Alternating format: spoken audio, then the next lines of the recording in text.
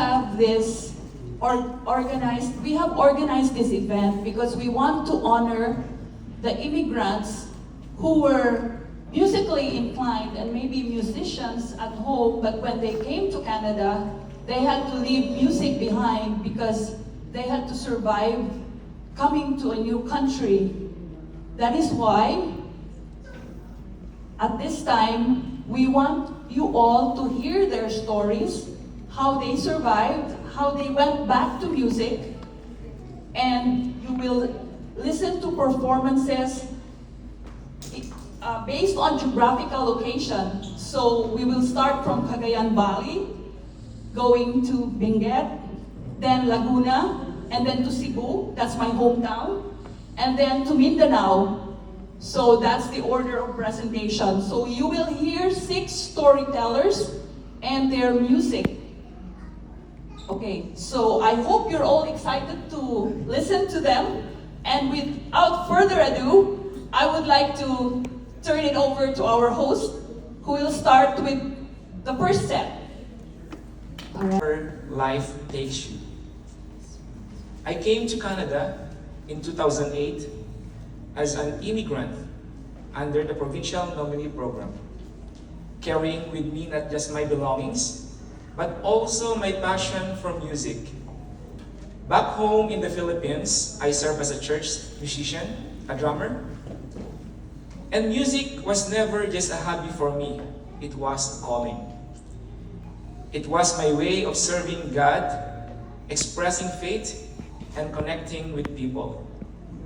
When I arrived in Winnipeg, everything was new. New culture, new environment, new challenges. Like many immigrants, there were moments of uncertainty. But one thing I held onto was my desire to continue serving God through music. And by His grace, I found Pacific Community Marriage Church. The church became more than just a place of worship. It became a home. It gave me the opportunity to serve again, to play music, and to reconnect with my purpose. Through the Filipino community, more doors opened. I was blessed to become a part of Soundcheck Music Band as a drummer.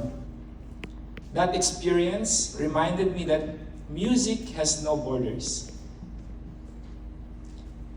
Whether you are in the Philippines or in Canada, music connects people. It builds friendship. It creates community. My wife, Jessa, came to Canada in 2009. Also has a beautiful musical journey.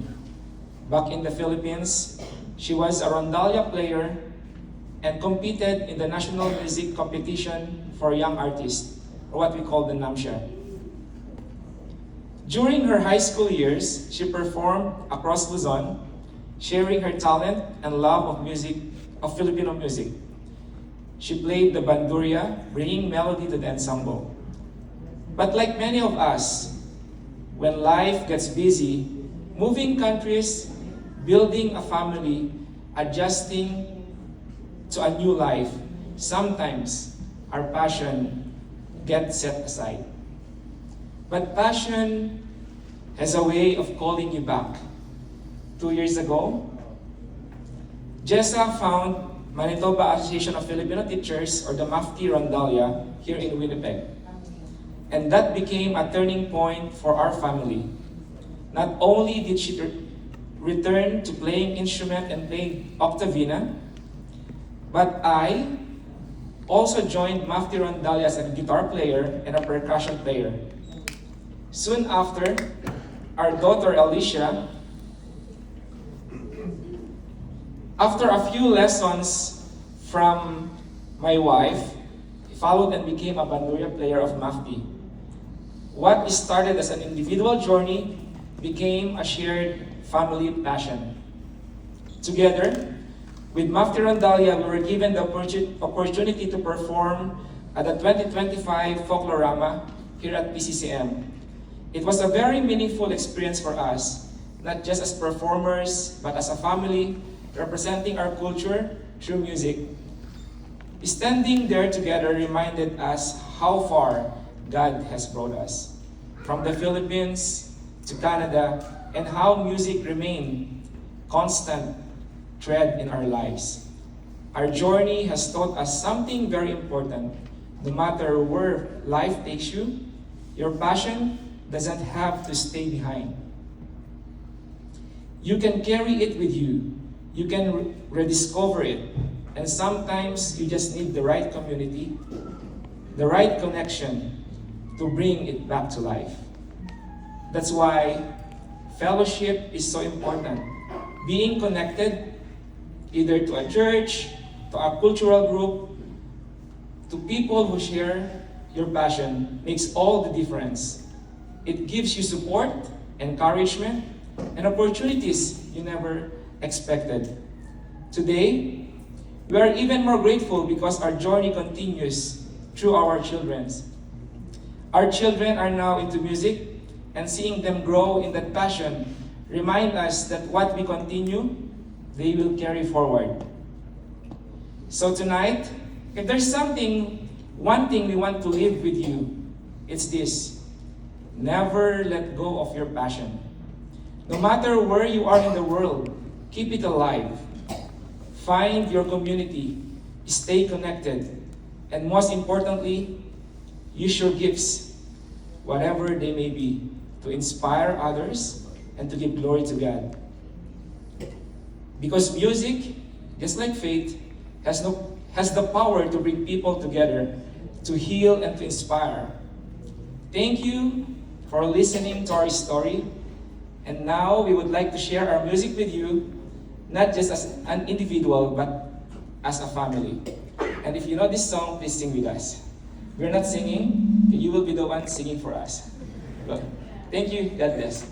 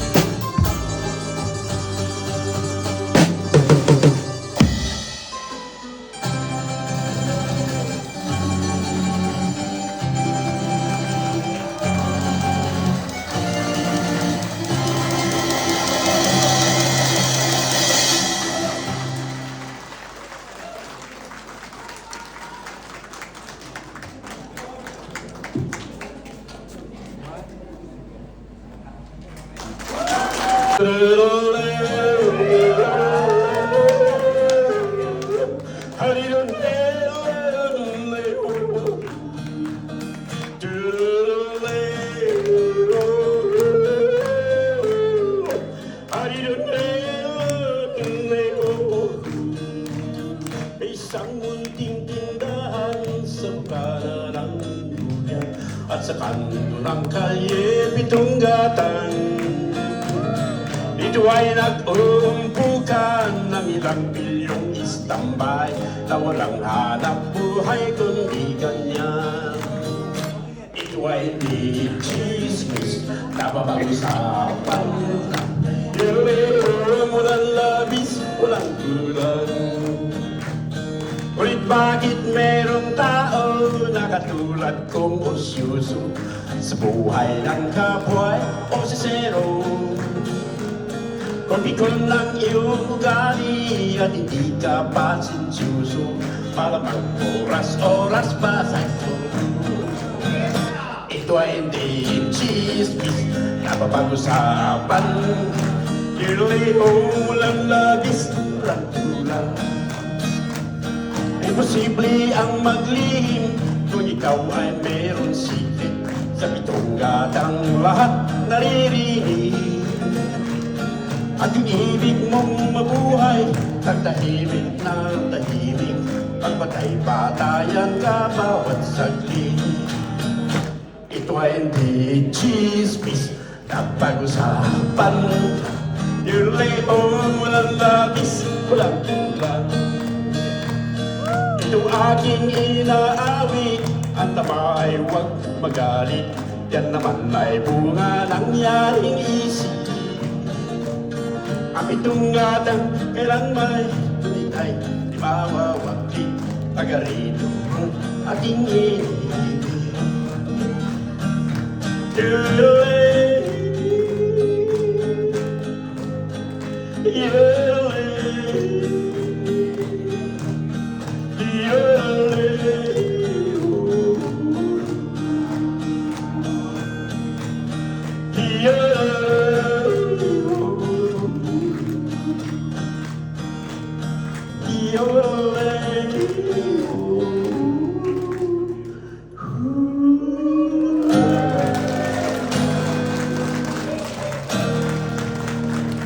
Maraming salamat. Thank you very much.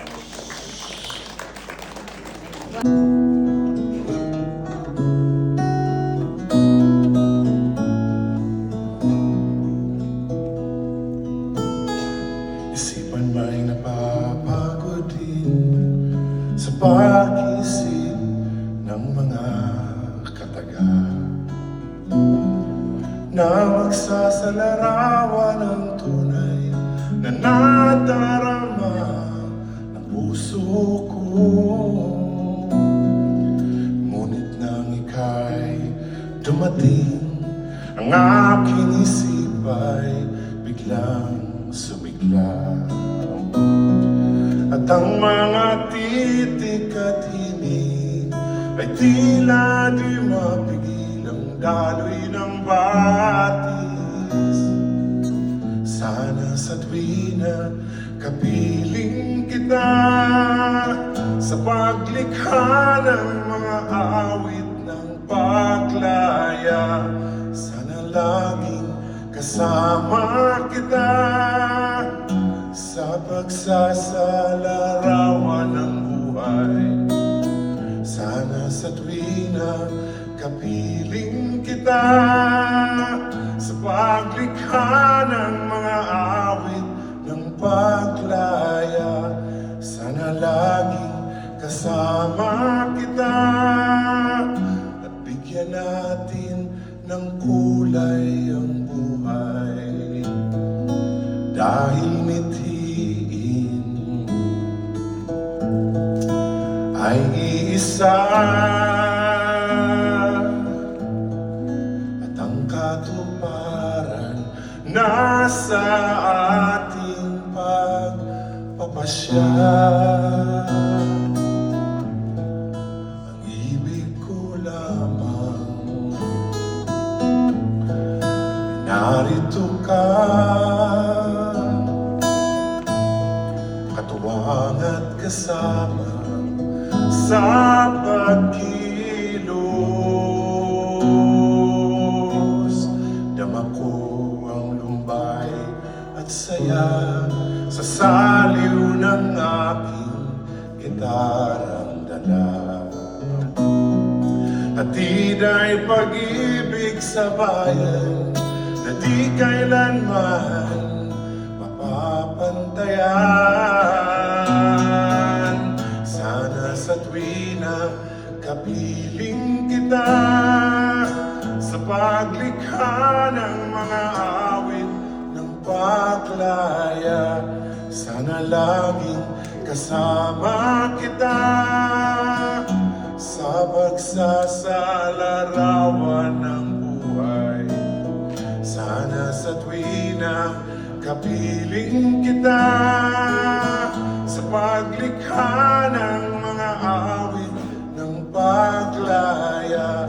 Sana laging kasama kita at bigyan natin ng kulay ang buhay.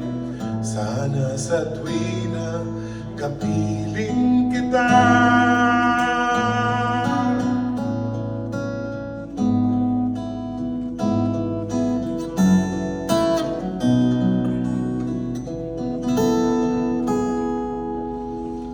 Thank you. Thank you so much.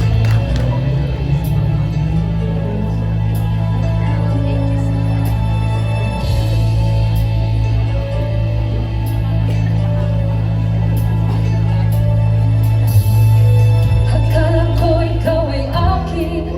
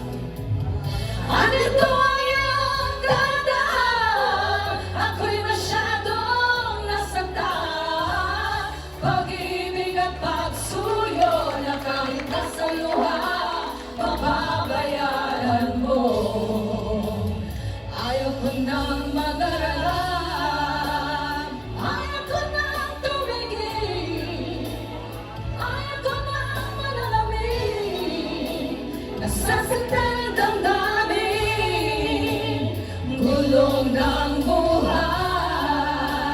Patuloy-tuloy sa pag-ikot, noon ako'y nasa ilalim, sana bukas na sa ibabaw naman.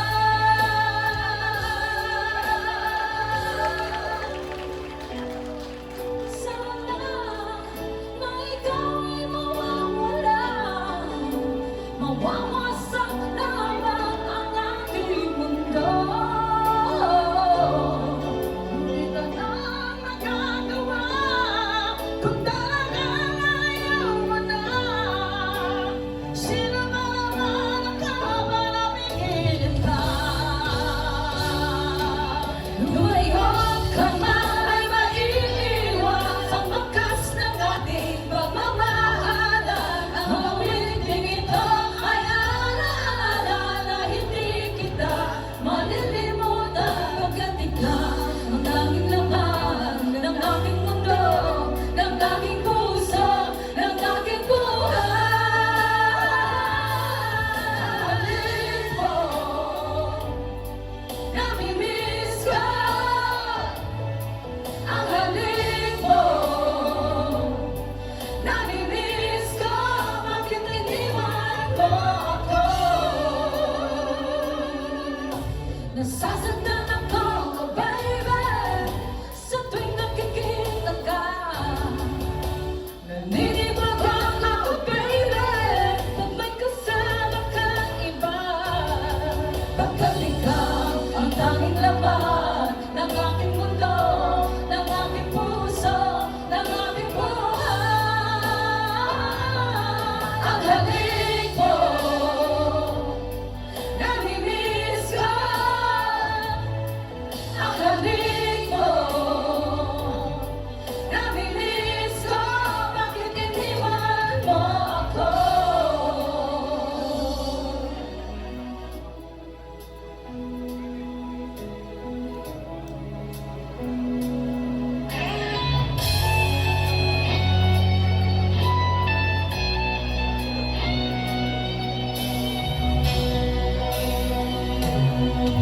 Hanggang ngayon ay alaala sa hirap. Araw na pinagdaan, ngayon'y muli tayong nakita. Puso ko'y sigla saya. Ngunit bakit ngayon lang nakita? Kung kailan tayong dalawa'y kapatid na pwede pang magsama. Sayang na sayang talaga.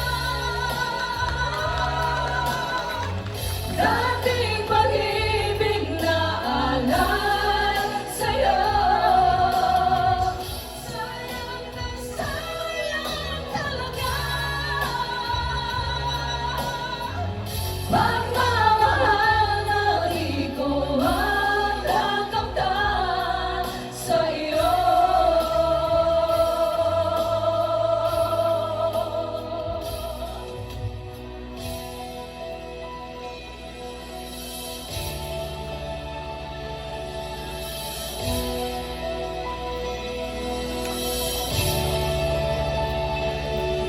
Halos lahat ay nagtatanong sa aming bayan. Sa akin ng kanlurang natin pinagmulan. Sila'y nalilito, ba't daw ako nagkaganito? Kung ano ang dahilan, ako lang ang nagkakalat.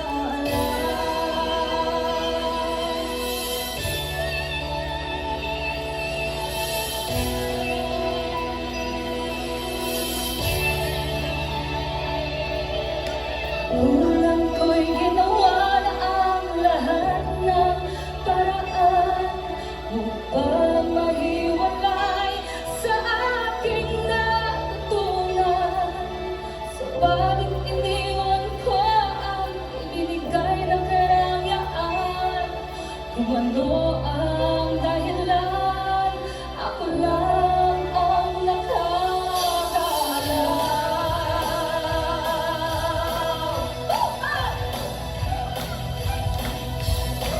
Palakpak naman po dyan! Musika ang buhay na aking tinataglay. Ito rin ang dahilan kung bakit ako naglalakbay.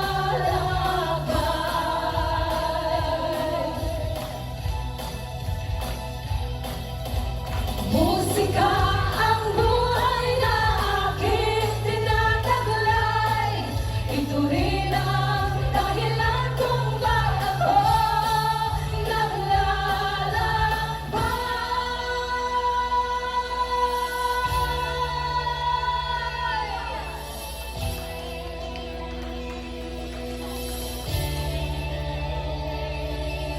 Halos lahat ay nagtatanong doon sa aking bayan.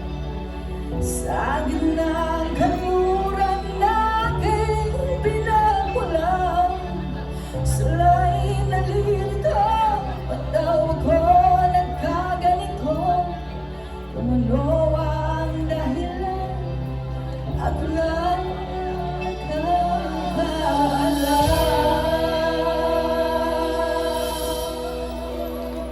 Thank you so much!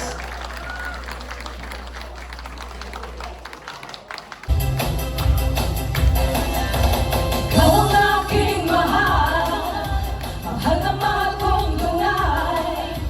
Hahanapin ko kahit saan sa panaginip. Hahanapin ko kahit saan pa man. Para lang sa'yo, hahanapin ko. Ikaw ang pag-ibig mo, tanging kailangan ko sa mundo. Hahanapin ko kahit saan pa man. Tumuma, tumayo, gumulong dahil sa'yo tumawa. Lumuha, nabaliw dahil sa'yo kinuha. Ang wala, natapa dahil sa'yo sumulong. Umurong, lumipad dahil sa'yo mahal ko. Hahanapin ko kahit saan pa man.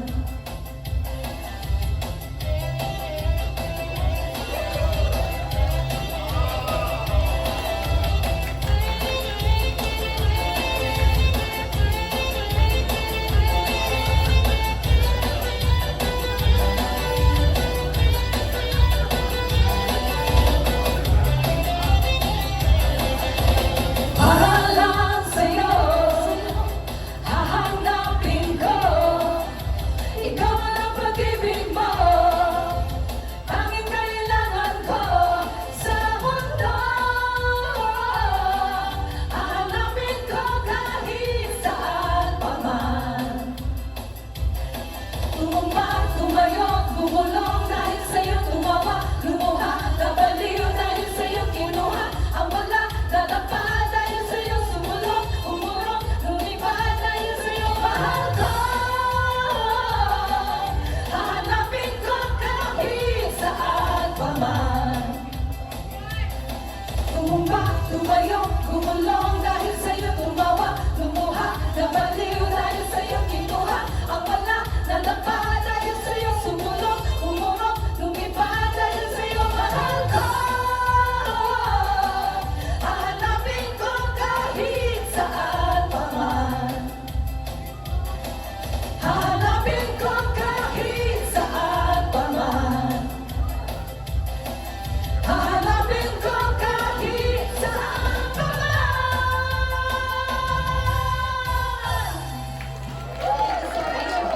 Now in the middle of the Philippines, Cebu. From Luzon earlier, now we're going down south. 5 Christmases ago, my son gave me this black ukulele. He did not know it then, but this is no ordinary ukulele. This ukulele takes me back in time.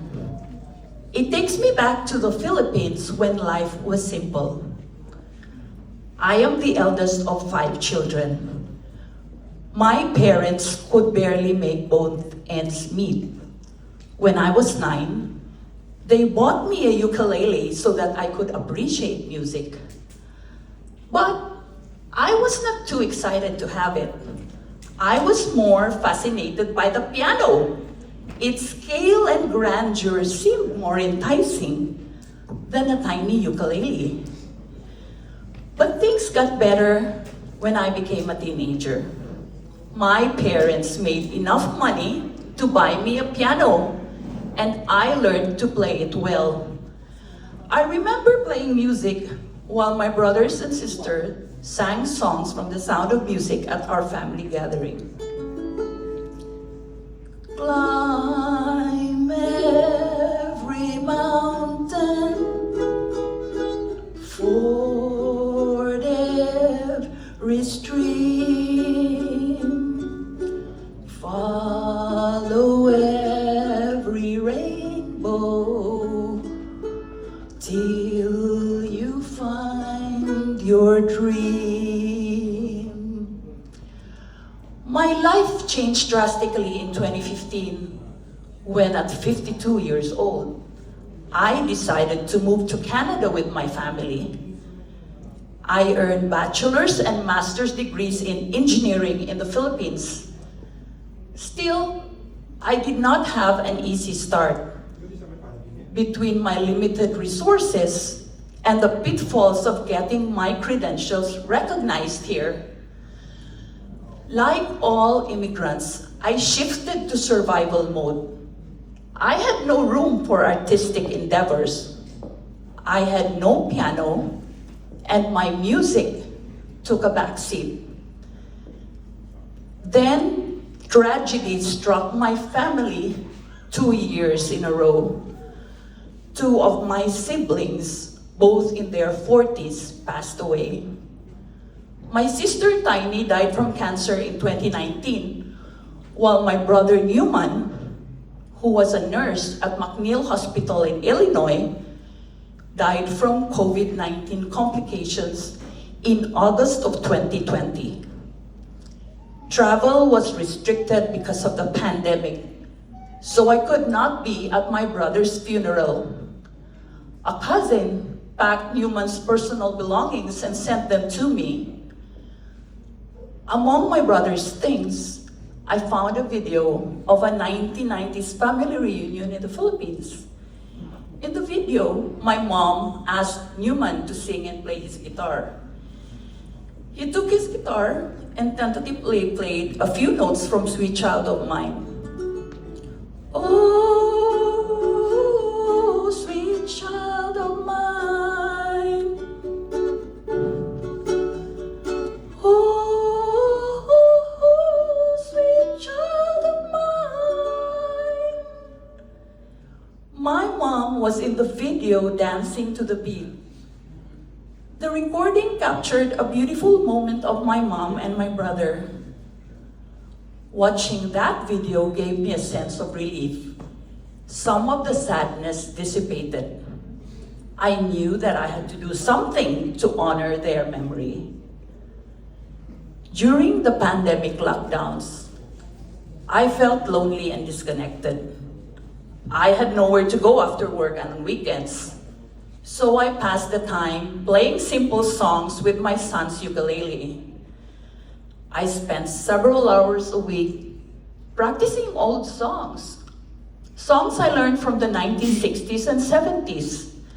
I played old classics like I Wish You Love, Fly Me to the Moon, Can't Help Falling in Love, and What a Wonderful World. The colors of the rainbow, so pretty in the sky, are also on the faces of people passing by. I see friends shaking hands, saying, how do you do? They're really saying,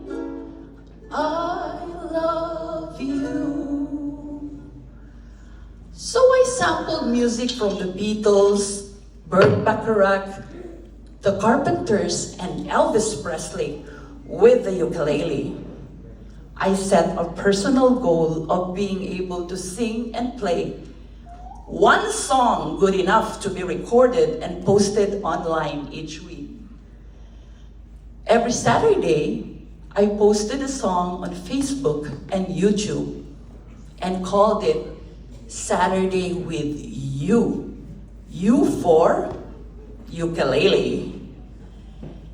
Eventually, relatives, friends, and even strangers from near and far began connecting with me.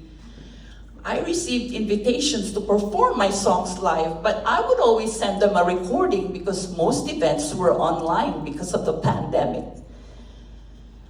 As I kept honing my skills, people in the community started recognizing me.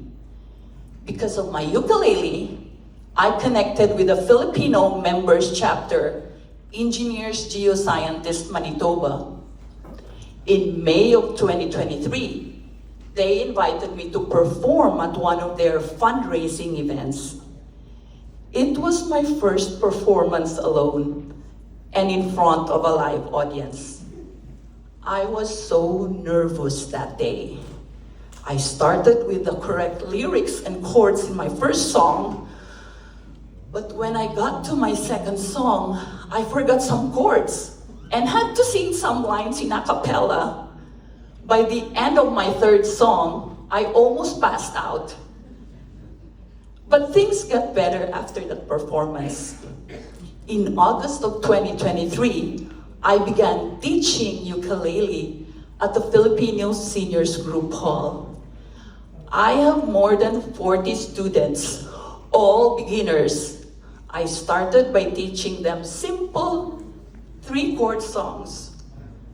They are playing songs with 5 or more chords now, and these seniors, they're over here, are so happy that they can play music using this simple and inexpensive instrument.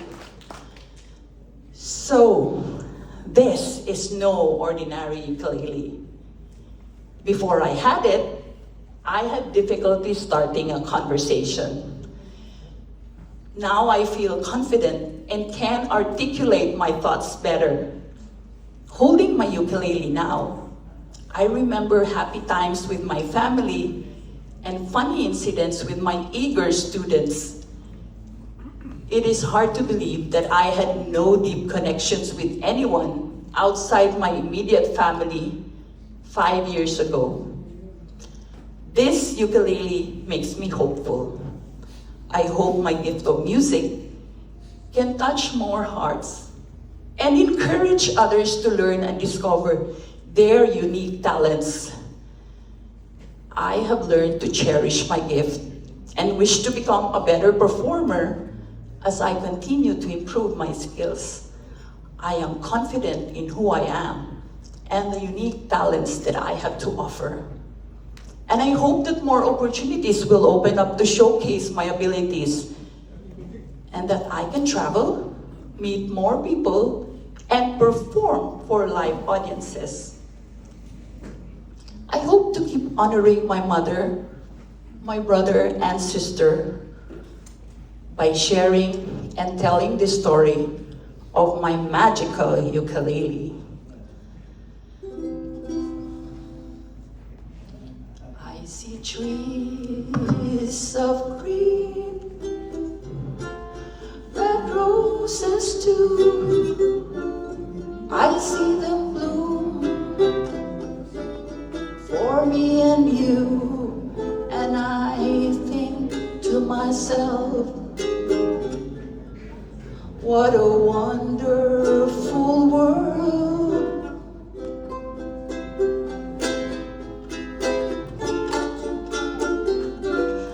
I see skies of blue and clouds of white, bright blessed day, the dark sacred night, and I think to myself, what a wonderful world.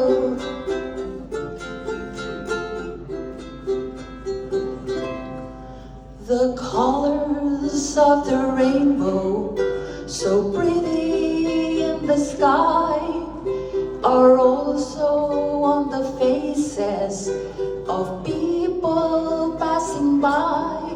I see friends shaking hands, saying, how do you do? They're really saying, I love you. I hear babies cry, I watch them grow. They'll learn much more than I'll ever know. And I think to myself, what a wonderful world.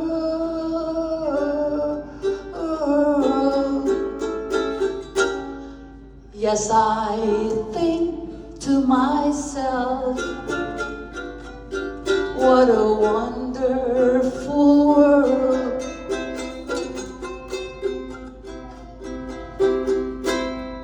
Thank you.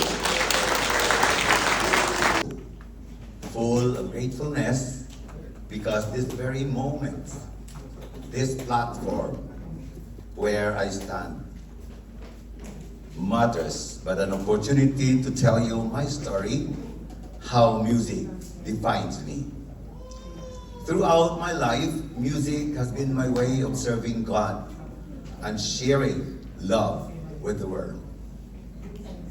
My journey was never a straight line. It was a path of curves and detours, guided by faith and always by music.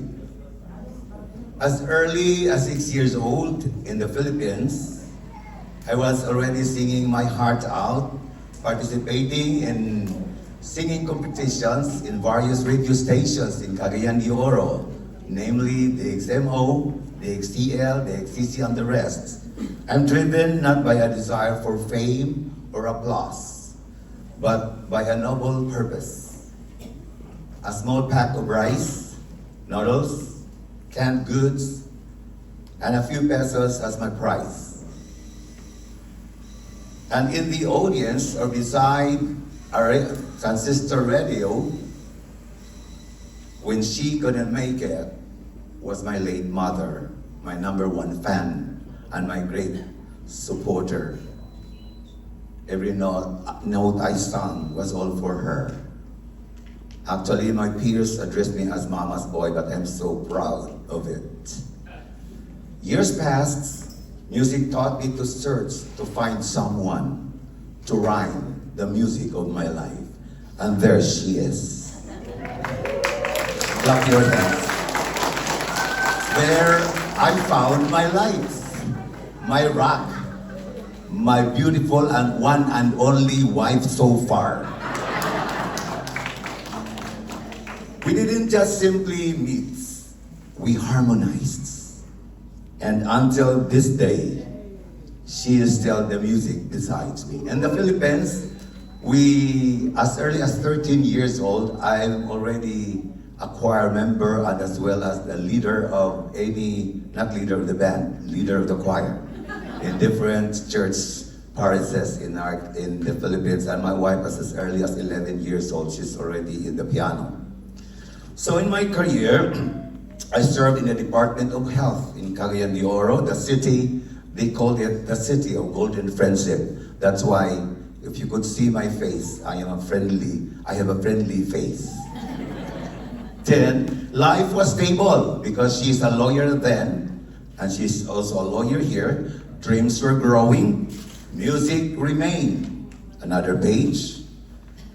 In 2006, everything has changed.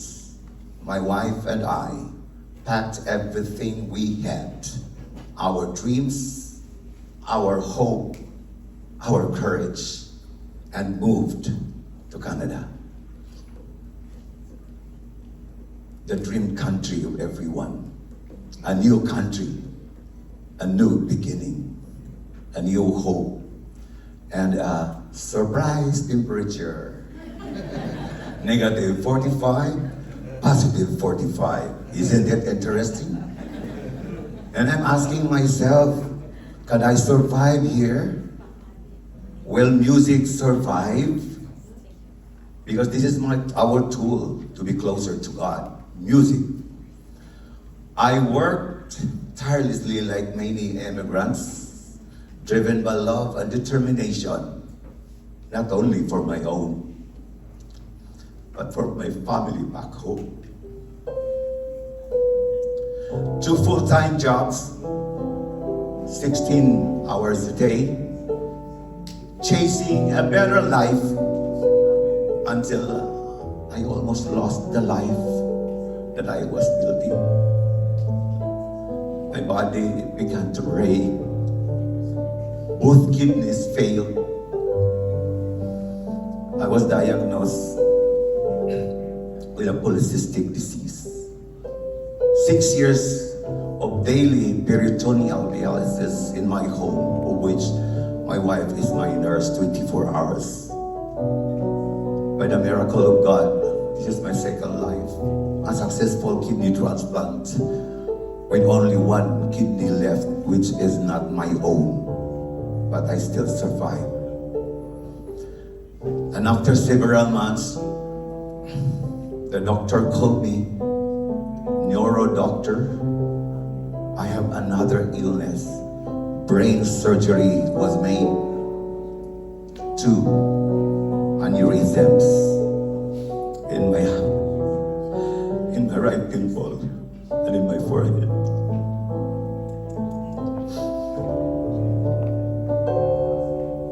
By God's mercy, miracle happened again. I survived because I want to keep going in my life through my music to serve the Lord. A serious glaucoma in my right eye right now. A left eye that has never seen the real beauty of this world since when I was a kid. I am legally blind. But here is what illness cannot take away from me. My voice. My voice to serve. My voice to serve God through music. My commitment to music, which is my tool to stay more closer to Him. Because every time life silenced me, music answered back. Faith lifted me up. I sang in churches, in nursing homes, in hospitals, to the mentally incapacitated, to the forgotten, and in their eyes and in their expressions of their faces, I could see lights and the beautiful smiles that says, Ernesto, keep going in singing. I stood on bigger stages. I took chances.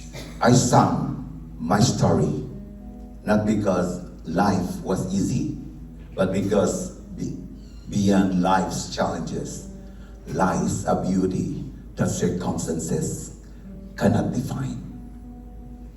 I auditioned Canada's Got Talent in 2012 here and was blessed with the opportunity to perform at Winnipeg's Pantages Playhouse Theater. And today, I stand before you with pride, not as a survivor alone, but a witness, a living witness that pain can become a purpose. That witness can become our strengths. And that music empowers the soul to rise above challenges. Now, my mission is very clear. It's just clear and simple: to inspire, to uplift, and to remind everyone that disability is not a hindrance to success. Ang kapansanan ay hindi hadlang sa tagumpay. Faith is the key. So tonight, with my wife beside me, With faith in my heart and music in my soul, please allow us to offer a song for you. This is not just a performance, but a meaningful prayer that would lead us to be comforted with God's mercy and love. The title of the song, Lead Me, Lord. This is for everybody.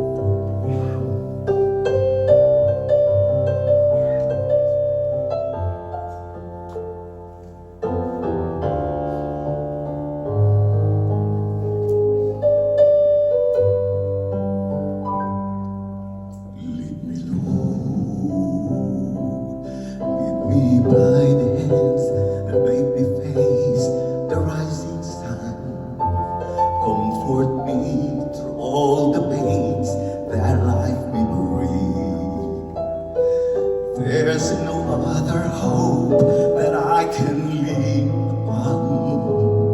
Lead me, Lord, lead me through my life.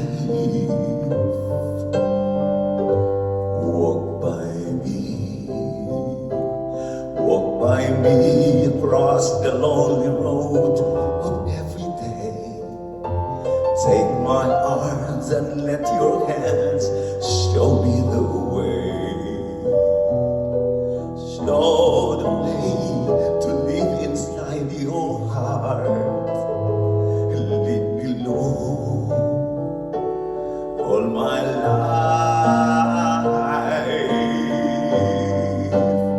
You are my light. You're the lamp upon my feet. All the time, my Lord, I need you there. You are my life. I cannot live alone. Let me stay by your guiding love all through my life. Lead me, Lord.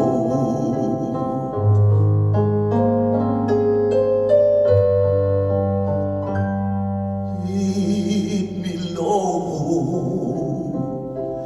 Even though at times I'd rather go along my way. Help me take the right direction. Take your road. Lead me, Lord, and never leave my side. All my days, all my life. You are my life. You're the lamp upon my feet. All the time, my Lord, I need you there. You are my life. I cannot live alone. Let me stay by your guiding love all through my life, all through my days. Lead me, oh Lord,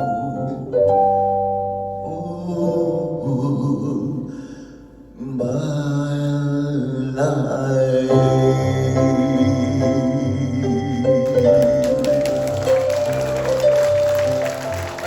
Thank you.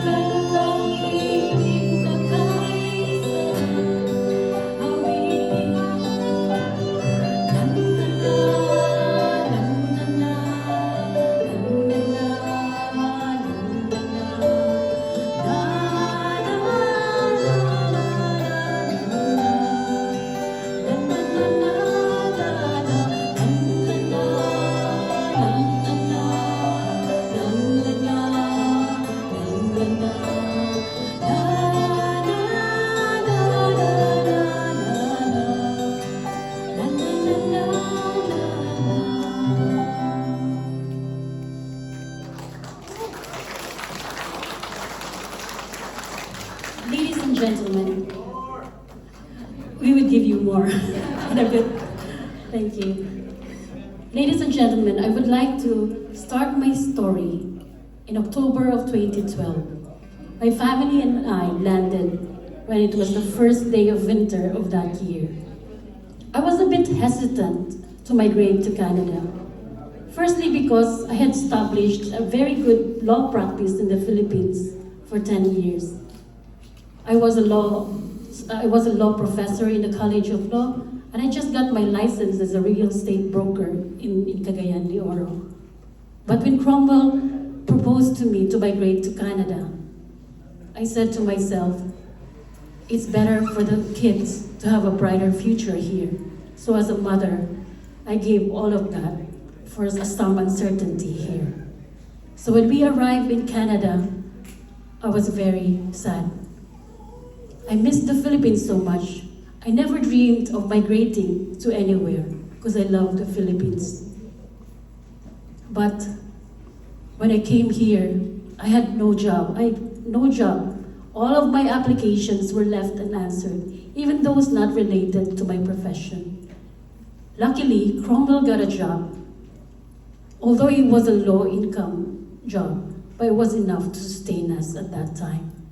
Hence, I devoted myself to our two girls, Zarina, 5 years old, and Chantel, turning 3 years old at that time. I walked them to and from school. It was very far. It's a 25-minute walk in one direction during winter. One day, when the temperature plummeted to about negative 50 degrees, it was very cold. I can hardly breathe. So Zarina and I had to run while I pulled Chantel on a sled. While running, I felt that the sled was so light. So I turned back and saw Chantel on the ground as she fell from the sled. So I had to get back and wipe away the snow from her face and from her hands and put her back on the sled. While walking towards school, my tears rolled down my cheeks. And I said to myself, why am I doing this? I had a very good life in the Philippines. I wanted to give up at that time, but instead of giving up, I said a silent plea to God and hummed my favorite song, Kanlungan. And this is how it goes.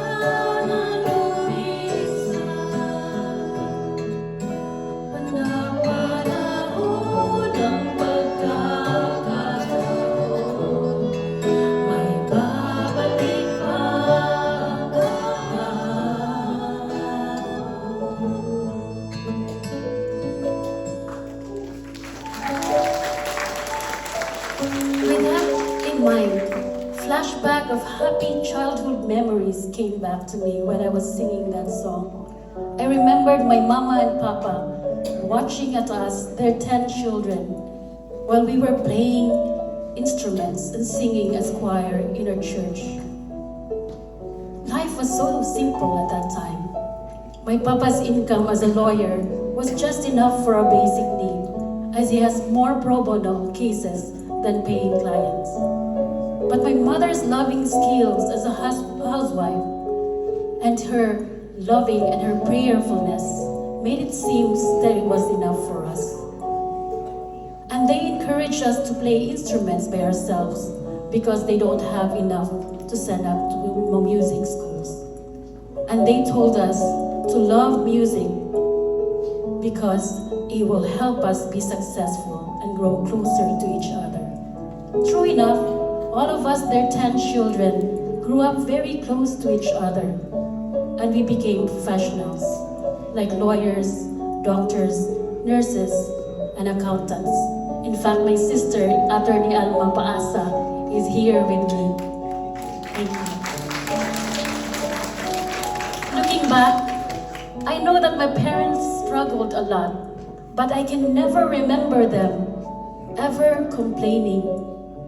What I can remember my mother is humming songs while she was cooking, while my papa dancing to the rhythm of the music. It was so beautiful. And because of these memories, I said to myself, I will not give up. Instead, I will encourage my children to grow closer to God and to learn music as well. With God's grace, they find themselves to express themselves in music as well. As a way of giving back, our family is volunteering in our church at St. John Cantius as choir.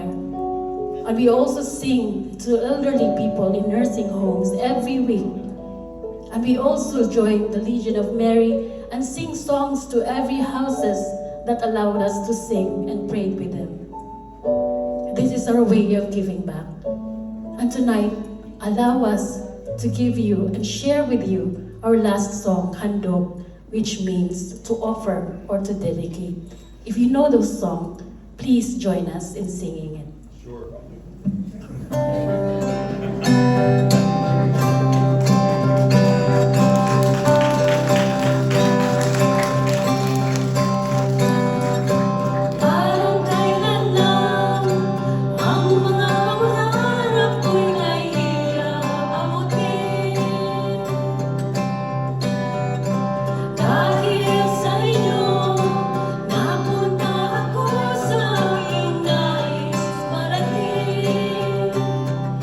Nais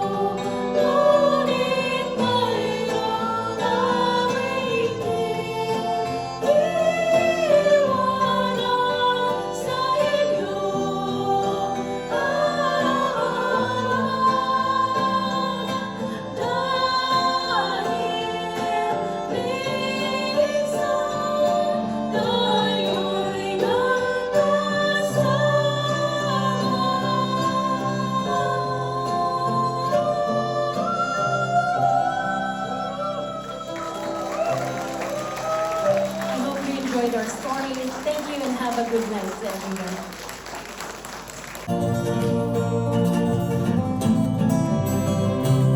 Naiiyak ako sa aking nakita, kaibigan. Ang mga bata sa Llanos ay umuuling yan. Wala silang makain ang buto, tinitiis na lang. May mga kinalaman ng buhay dahil sa katutuman.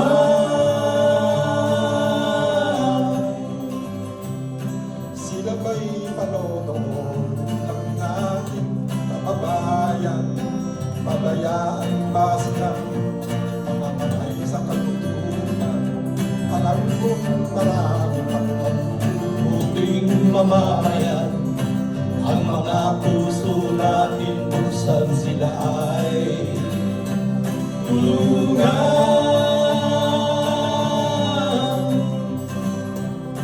Salipin natin mga bata sa Negros. Ikaw at ako, tayo ang tutulong. Sino ba ang tutulong kundi tayo? Sila ay kapatid natin, kabayan ko.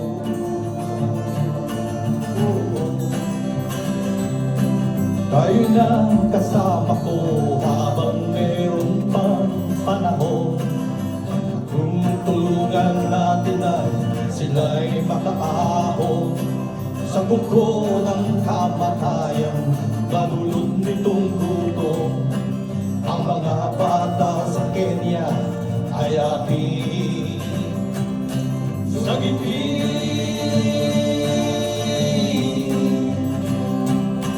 sagipin natin mga bata sa Negros. Ikaw at ako, tayo ang tutulong. Sino ba ang tutulong kundi tayo? Sila ay kapatid natin, kabayan ko.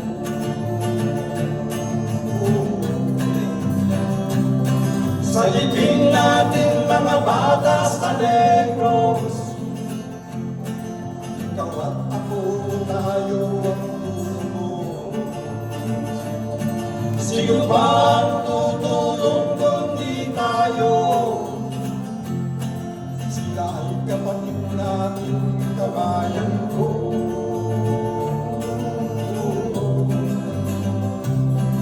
Sagipin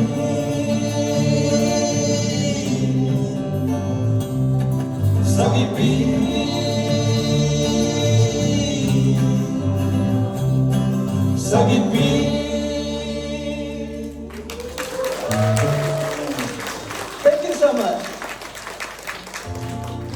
Can I call the president of FMAACI? Parang kailan lang ang mga pangarap ko'y kay hirap abutin. Dahil sa inyo, napunta ako sa aking nais marating. Nais ko kayong masalamatan kahit man lang ang isang ulitin. Parang kailan lang halos ako ay magpalimos sa lansangan. Dahil sa inyo, ang aking tiyan at ang dulsay nagkalaman. Nais ko kayong ituring na matalik kong kaibigan. Everybody! Tatanda at lilipas din ako, ngunit mayroong aming iiwanan sa inyo.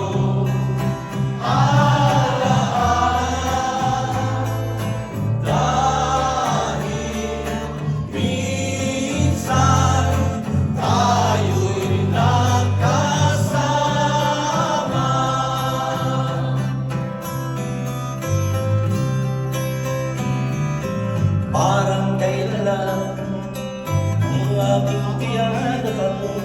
buhay dahil sa inyo ang aking tiyan at ang bulsa'y nagkalaman. Nais ko kayong pasalamatan kahit man lamang isang awitin. Sorry, we go again. Matanda at lilipas din ako, ngunit mayroong awitin iniwanan sa inyo.